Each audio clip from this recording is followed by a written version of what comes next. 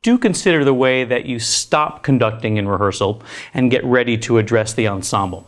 Avoid simply dropping your hands and immediately starting to talk, because usually you're going to have to repeat yourself. This is especially true for wind players who have to disengage really before they can focus on what you're saying. And if you just conduct trumpets, the trumpets, by the time they realize you've stopped conducting, well, they've already missed what you've said. So you drop, let's say you're going to drop your hands, let there be a little bit of a micro pause, a micro beat at least, before you start talking, and you can experiment with how long that has to be. Some people do just drop their hands, pause, and go. I use a somewhat consistent cutoff gesture that's not something dramatic, but if I'm conducting along and I'm going to stop, instead of just dropping my hands, I'll just do something like that. It's just a relatively large but hopefully still elegant release, and that just signals we've stopped. We're stopped, I'm going to pause, and then we're going to focus on some issue.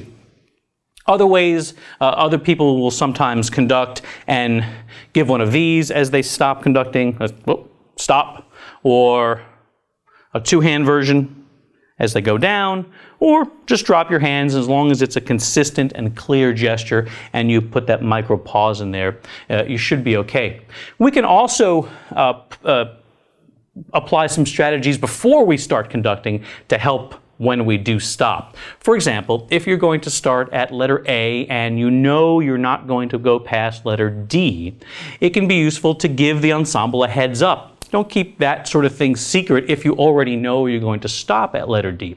It avoids the problem of some people who are counting rests and they get up to the 84th measure of rest and then all of a sudden you stop. 84, 2, 3, 4. Oh man, I was so...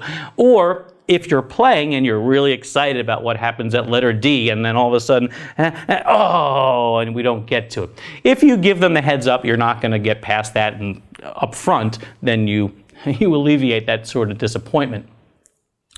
You can also do that while you're going. So you may be conducting along and you hear something and then you realize you are going to need to stop. Instead of just doing it or only doing it using the techniques we talked about, sometimes I'll give a little heads up this way. We'll be conducting along and I'll say, oh, we're about to stop.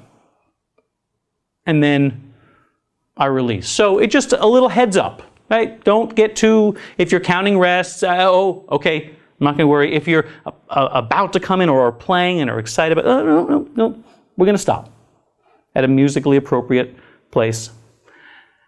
And then we go on. You don't have to do that, but I find that groups appreciate it if you do it consistently and clearly. So take some time and figure out how you end pieces and do it consistently and logically and give a little bit of time before you start addressing the ensemble.